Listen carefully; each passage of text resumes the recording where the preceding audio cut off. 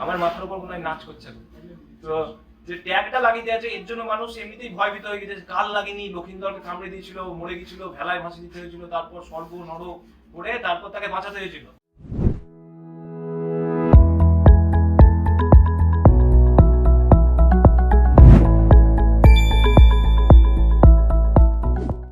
এই ভিডিওটার উদ্দেশ্য হচ্ছে শুধুমাত্র সঠিক জ্ঞানটা সাধারণ মানুষের মধ্যে পৌঁছে দেওয়া।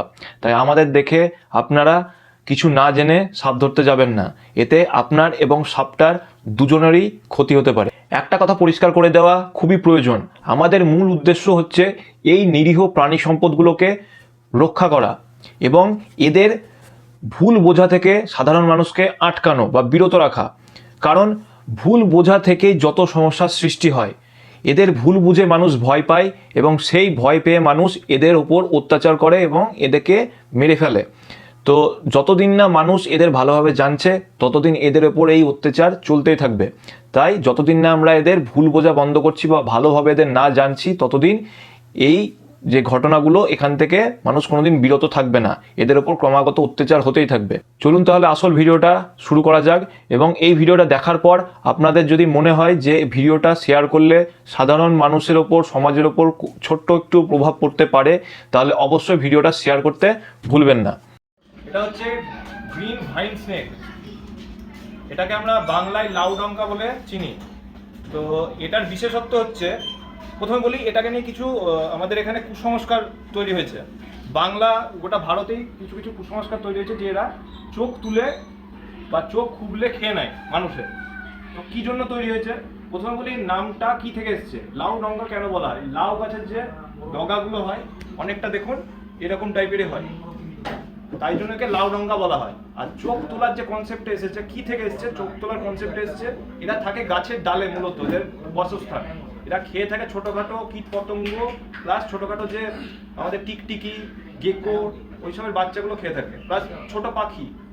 তো এদের মুখটা খুব বড়, এখন হা করছে না, দেখানো যেত যে এরা, আর যখন ওই গাছের ডালের নিচে দিয়ে কোনো মানুষ যায় তখন এরা চোখটাই অ্যাটাক করে থাকে বা কোনো সময় হয়তো করেছিল, সেইখান থেকে নামটা এসছে। এবার বলি কেন চোখে বাইট করে।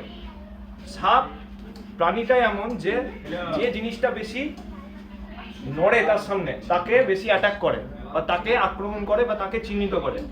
তো হয়তো কোনোদিন এমন কিছু হয়েছে যে গাছের নিচ দিয়ে কেউ যাচ্ছিল, সেই সময় তার চোখটাকে ফলো করে কামড় মেরেছিল। সেই একটা হয়তো ঘটনা থেকে এই নাম, মানে পুরো সাপটাকে বদনাম করে দেওয়া হয়েছে যে সাপটা মানুষের চোখ খুবলে খেয়ে নেয়। এসবের কোনো বেশি না। আর এই সাপটার মানুষকে কামড়ালে কিছু হয় না, কিন্তু বিষ আছে যে বিষটা ছোটোখাটো প্রাণী যেমন পাখি বা ওই যে গিরগিটি, ওদেরকে কামড়ালে ওরাই খালি মরতে পারে। আমাদের যদি মানুষকে কামড়ায় মানুষের কিছু হবে না। তাও আমি একজন পরিবেশ সচেতন হিসেবে বলবো, যদি কাউকে কামড়ায় এই সাপে, তাহলে তার দরকার হবে একটা টিটেনাস নেওয়াটা জরুরি। কেন জরুরি? যে এরা তো অনেক কীট পতঙ্গ তারপর ছোটোখাটো সরীসৃপ খেয়ে থাকে, তো তাদের ভেতরে যে ব্যাকটেরিয়া থাকে সেই থেকে এদের মুখের ভেতরেও কিছু ব্যাকটেরিয়া তৈরি হয়। তো সেই ব্যাকটেরিয়াগুলো যদি মানুষের শরীরে যায়, অনেক সময় কিছু কিছু মানুষের মধ্যে থেকে অ্যালার্জিক রিয়াকশান হয় ছোটোখাটো, মানে যেমন বলতায় কামড়ালে বা মৌমাছিতে কামড়ালে অ্যালার্জির রিয়াকশানগুলো হয়। তার জন্য আমি বলবো একটা টিটেনাস নেওয়াটা যেতে পারে, কোনো রিস্ক না নেওয়া হচ্ছে, একটা টিটেনাস নেওয়া যেতে পারে। এবার ক্লোজ আপ একটু দেখাও, সবটাই খুব সুন্দর। এদের মুখটা কিন্তু অনেকটা বড় হয়, আর এরা যখন কোনো শিকার করে হা করে চলে যায় আর খুবই ফাস্ট হয়।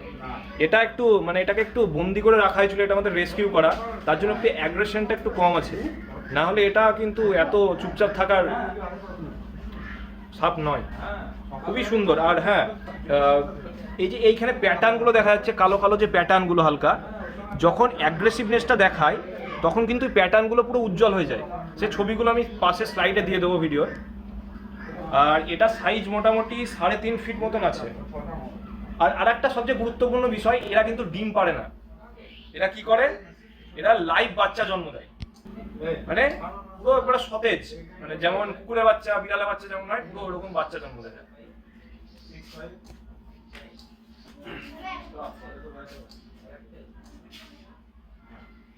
মানে এটাকে ঢুকিয়ে দিচ্ছে, এবার একটা নেক্সট আরেকটা ইয়ে দেখাচ্ছে। আজকে একটা সাপ দেখাবো আপনাদেরকে, যে সাপটা তুমি কি সাপটার নাম হচ্ছে কালনাগিনী, এবং এই সাপটা যে বেহুলা লক্ষিন্দারের যে গল্প আছে সেই গল্প মেন রহস্য হচ্ছে সাপটা।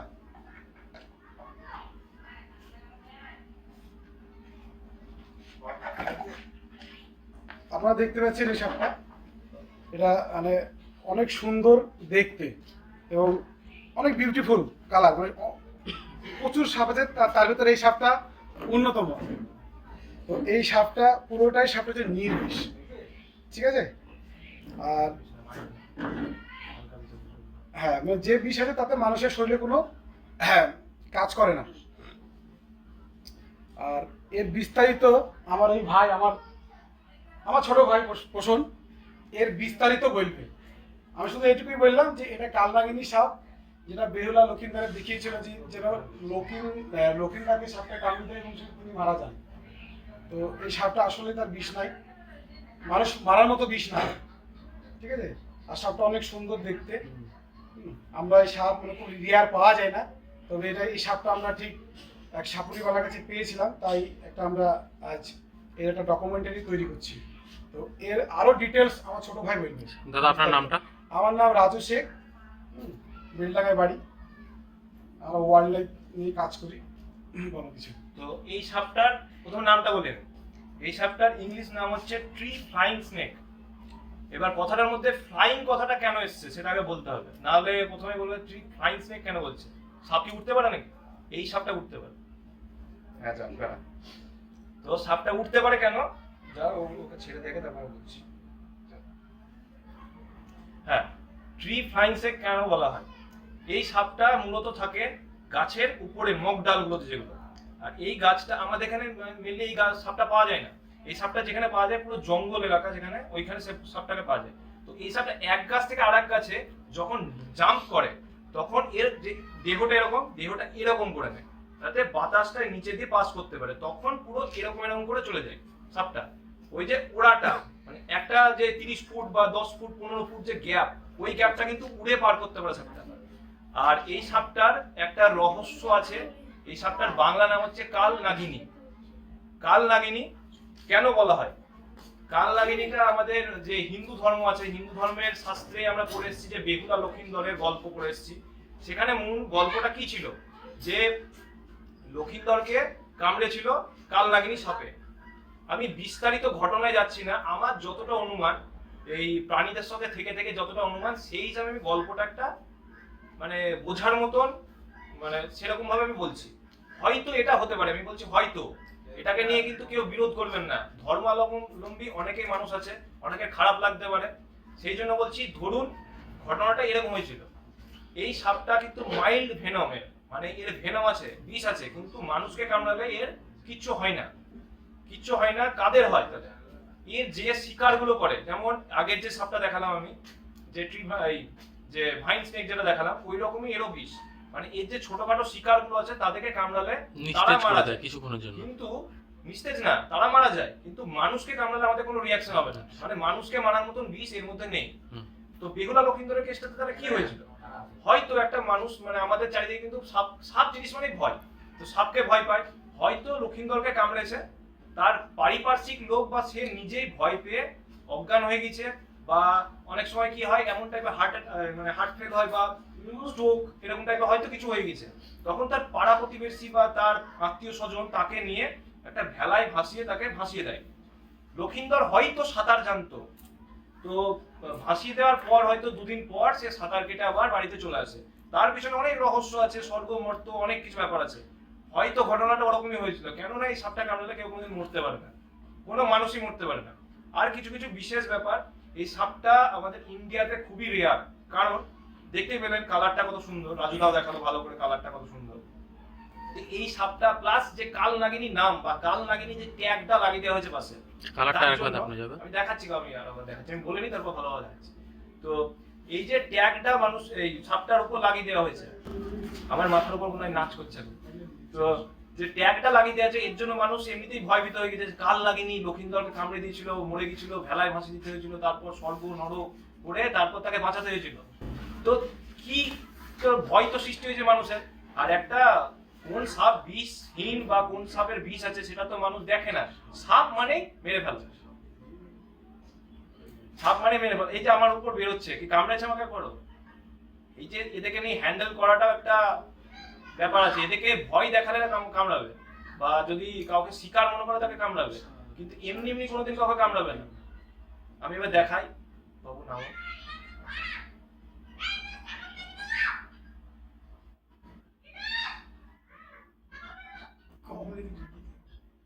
চশমার ভেতর দিতে দেখেছি আমার, চশমা পড়বি নাকি? এই যে কালারটা দেখতে পাচ্ছ, প্যাটার্নটা রেড আছে, ইয়েলো স্ট্রাইপ আছে, প্লাস ব্ল্যাক স্ট্রাইপ আছে, প্লাস গ্রিন। এই যে গ্রিনটা, এই গ্রিনটা যখন এরা গাছে থাকে তখন কিন্তু গ্রিনটা আরো ভাইব্রেন্ট হয়ে যায়, মানে গাছের পাতার সঙ্গে মিশে যেতে পারে। কিছু কিছু টাইমে কি গাছে কিন্তু এই যে কালারগুলোর বডিতে আছে সবগুলো কিন্তু গাছের বডিতেও থাকে। এই যে বডিতে আছে, এই বডির কালারগুলো কিন্তু গাছেও থাকে। তো এই গাছের সঙ্গে যাতে মিলে মিশে যেতে পারে তার জন্য এই সাপটা কিন্তু প্রকৃতিময় এমনিভাবে একে বানিয়েছে। দেখে আগের ভাইন স্নেকটার মতনও কিন্তু একেও এরকম ভাবে বানিয়েছে। আর এরা মূলত থাকে গাছের মগ ডালে। এই সাপটা আর একটু বড় হয়, এটা আর একটু বড় হবে। আর দেখতে পাচ্ছ, আর যে মাথার ওপর প্যাটার্নটা কত সুন্দর, পুরো চাকা চাকা। এই সাপটা দেখাই যায় না একদম, আমাদের এখানে খুবই রেয়ার হয়ে গেছে, কারণ আমাদের মতন কিছু মানুষের জন্য। কারণ মানুষের মতন ভয়ানক বা খতরনাক প্রাণী আমার মনে হয় না পৃথিবীতে আছে। পৃথিবীটা যেন খালি ওদেরই।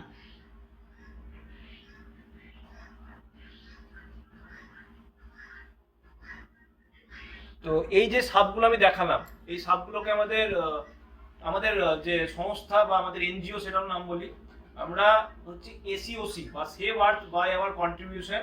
এই যে আমাদের এনজিওর একজন আমাদের খুবই অ্যাক্টিভ মেম্বার মিলন বিশ্বাস, তিনি বেদের কাছ থেকে, মানে যারা খেলা দেখায় রাস্তায় তাদের কাছ থেকে এই সাপগুলোকে রেস্কিউ করেছে। এবার এগুলোকে কিছুটা ট্রিটমেন্টের দরকার, যেহেতু এরা অনেকদিন ধরেই মানে বাঁধা অবস্থায় যে কোটোর মধ্যে ছিল। তো এগুলোকে একটু ঠিকঠাক করে তারপর আমরা ওয়াইল্ডে ছেড়ে দেবো আবার। আর এদেরকে যেখানে ওয়াইল্ডে ছাড়া যাবে না, কারণ হচ্ছে এদেরকে আবার যদি মানুষের চোখে পড়ে, সাধারণ মানুষের, আবার তারা মেরে ফেলবে। তাহলে আমাদের স্বার্থটাই বা কি হলো, আমরা কি বা করলাম? তো সেইভাবে আমাদেরকে ইয়ে করতে হবে। পুরো গাছ ভেবে নিচে হচ্ছে একদম পুরো গুলি মিলিয়ে গেছে, আরো সতেজ হয়ে যাচ্ছে। একটা নলেজ দিই যে অনেকে সাপকে দুধ খাওয়ায়, সাপ কিন্তু দুধ খেতে পারে না। রাজু একটা থামো, সাপকে অনেকে দুধ খাওয়ায়, সাপ কিন্তু দুধ খায় না। কেন খায় না? সাপের বডিতে যদি এক ফোঁটা দুধ যায় সে কিন্তু সেটা হজম করতে পারবে না। আমাদের শরীরে যে হজম করার জন্য যে অ্যাসিডটা তৈরি হয়, ওদের শরীরে সেই অ্যাসিডটা তৈরি হয় না। দ্বিতীয় আর একটা কথা হচ্ছে, সাপ কিন্তু আমাদের মতন দেখতে পায় না। আমরা শুনেছি ভিশন ক্যামেরাটা যেমন ভাবে ঠিক কাজ করে, ঠিক এদের চোখটাও কিন্তু তেমন ভাবে কাজ করে। মানে আমার হাতটা হিট, ওই জায়গাটা রেড দেখতে হবে। যদি এই জায়গাটা ঠান্ডা থাকে বা একটা লোহার কোনো রড দিই, সেই জায়গাটা কিন্তু ব্লু দেখতে হবে। এইগুলো মানুষের কমন সেন্স হিসাবে জেনে রাখা দরকার। সাপ আমাদের মতন দেখতে পাই না, আর সাপ দুধ খাই না। মনসাকে পুজো দেওয়ার সময় আমরা, মা মনসাকে পুজো দেওয়ার সময় আমরা সাপকে দুধ খাওয়াই বা দুধ অর্পণ করি। দুধ কিন্তু খাই না, কারণ দুধ সাপ কোনোদিন হজম করতেই পারে না। এর বিষয়ে যদি জানতে চান, ইউটিউবে অনেক কোটি কোটি ভিডিও আছে, জেনে নিতে পারেন। যার জানার ইচ্ছা সে কিন্তু ইউটিউব মেরেই অনেক কিছু জেনে নিতে পারে। আমরা কিন্তু ইউটিউব দেখে, অনেক বই পড়ে এগুলো জানা। তো নলেজগুলো দরকার আমাদের চারিপাশে। আমি কদিন আগে একটা পোস্ট করেছিলাম যে আমরা চাইছি যে মঙ্গল গ্রহে মানুষ বাস করুক, বা মঙ্গল গ্রহে এলিয়েন বা কোনো প্রাণী আছে কিনা। কিন্তু দুর্ভাগ্যজনক বিষয় যে আমরা যেখানে বাস করছি তার আশেপাশে যে প্রাণীগুলো আছে সেই বিষয়ে জানি না আমরা। তো সেই লোকগুলো আবার কিন্তু মানে বড়াই করে বলে যে হয়তো চাঁদে এলিয়েন আছে, অমুক গ্রহতে এলিয়েন আছে। আর এলিয়েন দেখার কি দরকার যদি আমার আশেপাশের প্রাণীগুলোকে আমি না জানতে পারি বা না বুঝতে পারি কোনটা কি আছে? এটা সত্যি একটা লজ্জার বিষয়। তো এগুলো বিষয় জানুন, আপনার চারিপাশের কি কি আছে এগুলো অন্তত আপনাদের জেনে রাখা দরকার। তো আর কিছু বলবো না, অনেক বড় ভিডিও হয়ে গেছে।